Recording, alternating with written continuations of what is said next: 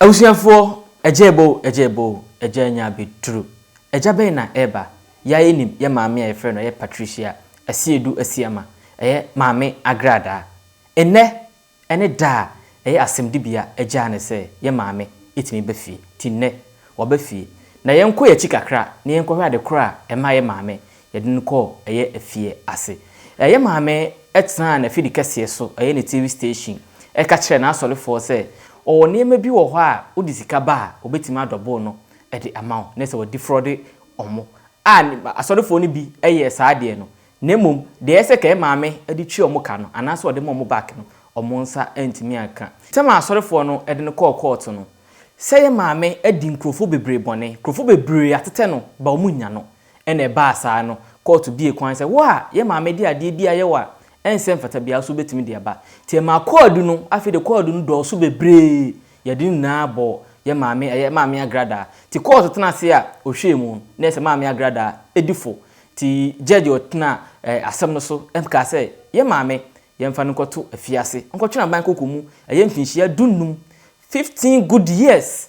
ye maame enko na eno no kra nye se okọ afiase keke onko sanko ye adwumadene hard labor court judge no saade kan say ye maame Patricia enkonko ye saade no on 3rd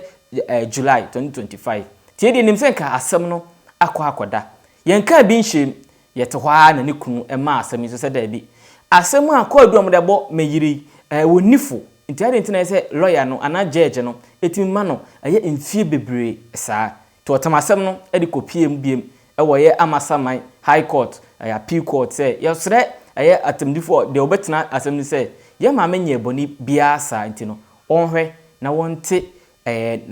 mfie ne de ma no ka wonte so ema no nti ye maame lawyer Richard Asare baafo wogina ma ye maame agrada edinsem anim ema afa ko wi ase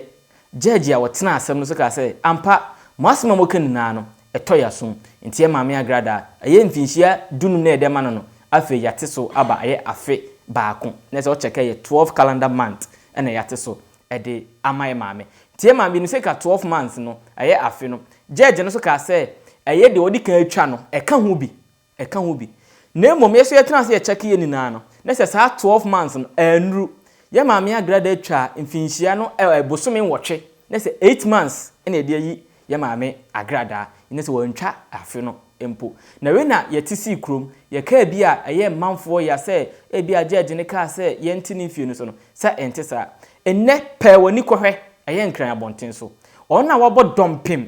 won sawom daduafie ho no omom na wo dompem twen se ye maame beba nenso onim se hoye daduafie ntino ye mankrofo kwan mom nko bebre nti wo hwe omo so de nhyehye gu akwan ye maame efiri ho abra na nkrofo kura nim se ye maame ye gi no anopa no titama omom di nachi ehu se ye yi no na se behwe yesibo omom nam krom omom to pada obia so shatade fita na se omani age ti sai ye te sa asemi na se 24/7 de konkonsa fie de yate a enso so nya ntobose na ehwem sa asem na mo kan anase de ekoso aba fundintan fidie so no nukura bi wom se nukura wom ti wei ye tisi krom ye busa asolefo ni bi se ye maame a yayi no mani age anase mani nyei ye nkotie de asolefo ni bi ka che asa de ya wama de ne sa no no so de yenti o sa bra wa komu ina na na ku reason why ba straight here Ghana promotion bio maame no ya real odo ya kasa na ya so do no na wo come home ya be ya nyase be eti ade na ma wani age sabu na nyaje sama na ba na nyaje nese wutie omonkomo na omani age ye so wo hwede de cast omudi die ntwantwire wo kwan wudi nese anigie na aba se ena yetime yiye maame agrada se onsa mrefie na ometoa na dwuma na nyame dwuma na wo ye no omra metoa so pa woni ko hwe asole dem wo ena nnwum beefo ye maame to nnwum na zo te ena honhom na tiesie maame so pa honhom no chen daa ena de chen daa honhom na tiesie no so ama ani gie onna asole manina na omani age ti na de ye maame agrada ejebo ye yiye maame se omrefie na omra metoa na dwuma oye edosum nyame eni bika oman Ghana no ti na ye maame na dwumadie no wa start a ya asorefo osi amene kase omo asore dem a omo tuntum nyame yesi animre so ombese pie akọ beach ho nso no se kwaje omani wo se de nyame ya ma omo no eye omani so omani agi bebre na saase me ankasa me se busa ya ankasa ye ho se kwan a asem de bia ne fa aso e ma ye maame mfinhie dunum yetimi te so ba eye mfie ba akono a mfie ba akono kura no won se ntwa nwie no eye ana wie mesre abusa ahwefo ya ankasa ni ye ho komo ti saade be ma bone ankrofo bebre di o man mu no ombejai anase ombekoso aye se mi osika na me kodi bone a minim se misika nti no ye betime twetwa age me because he ko adu e de boy maame minim obi a enam ye maame part so a sabi wo hwere ne kra enam ye obi so a ye maame part nti no sam nam no kasai woda ofiase because ko je obi sika se wo de kope aye sika gale nsem bebre obi a kyere ne nkwa obi ba adidem ayo enam ye maame part na so nti bibusa se yasem de bia no ene ya nkasa no asem a abai ye fa ne sei mfie dunum yetime te soba one year mfie ba kope a ba akunu mpo no wan se ntwa nwie o otwamu bosome woche 8 months ti saase me bebo ma bone sema ye koso o manwem no to so bete anase be ko nanim ena sikafo no be koso aye bone na hiafo na akoso ama ye ho akire obi akowia bode obi akowia ponche me no kasa sesie no ye man be 20 years 15 years nipa na da so dem enam se woni sika so de be ko appeal ni ntia na ba ye hwe ma me ko adu bebrebe a ye de ball no ono de yetime gya no won twam won yempo yetime gya ne se omra fie na do ko wi aponche nan do ko hwe okowi abode nan ono de waye bone a ebi nsi oh my god na muda ba ye gya ma me agrada se wonko ye sere ye mpanimfo se asem bi se ba omo ye sere omo mo fab de to no ba bi ade no ba bi ade to no ye se won fa nto a efri to monim se mama part mo yi no but se mo ahwe ye bi ade nam no so a na mama part se bi on so akoboni bi mu anase wakote bia bi mu no se won so tena se gina wan hwe ya no akodi boni bi ama mokoro bi ese bo mu se ye gya ye maame ne se ye mra fie ye maame tema na wo fie mpo no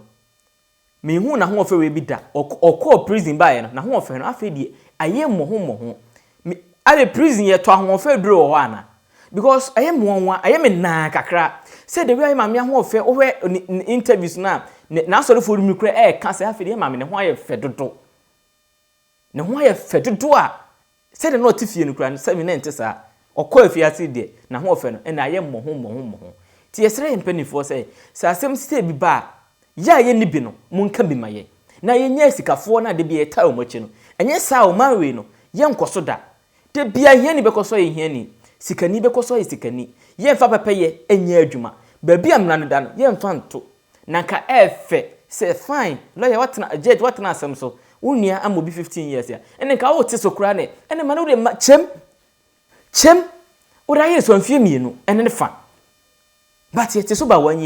year npo no wansa entwa nwie emre ene nkrabia ne be kire timetufu se wote wo na woni de obeka bi ma wa sonson ho empre ho na wo pre ho na wo de fidie ni so mu a se wonya kamafo a wanhwe abekọ baby a okura nkasa no wani enye ho haye konkonsa 24/7 yakoso ye de ani edi sa ansem yachi de be free akira ba bia no ye fa nka memo ye de be bremo on subscribe ya subscribe like share comment ma afoforo wona wonya bi hwe so no onya bi enhwe na yedwumadie enkoso wane na de bia yenya koduro na yemfa de sefata emfa mrem me am de dwumadie ho chiame me diane breto nana safo edu kantanka makramo